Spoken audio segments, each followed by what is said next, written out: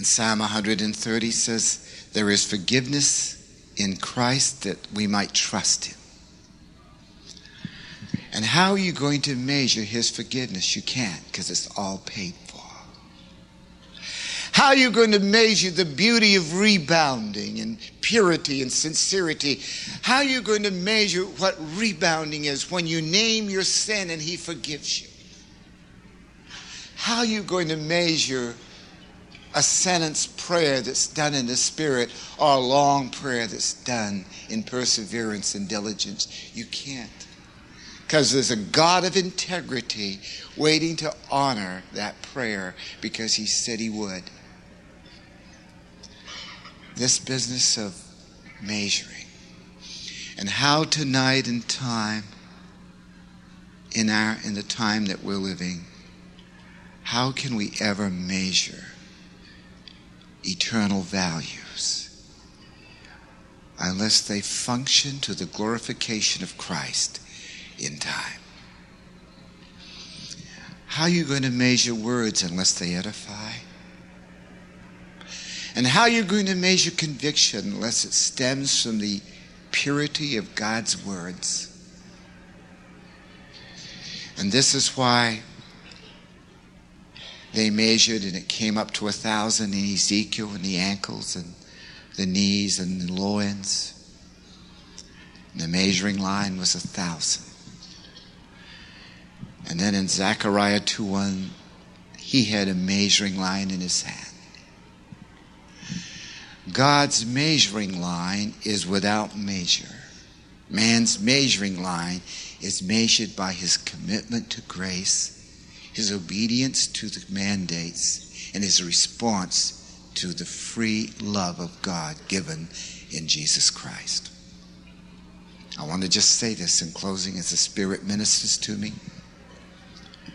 When a man is prepared, he will always get a call that is special.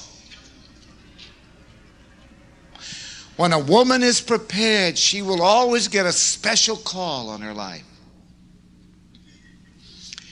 God always goes after prepared people. And so as we are prepared vessels, meet for our Master's use, vessels of gold and silver in the great house, vessels of honor, it is there that God calls prepared vessels. When Jesus said this, and I'm closing, Father, sanctify them in thy word. Thy word is truth. Now watch this carefully. This microphone is sanctified to use to preach, to sing the music of Christ. This pulpit is sanctified to use for the gospel, to share and teach. Sanctified means set apart for a precise purpose only. The Father said, okay, Jesus said, sanctify them, set them apart.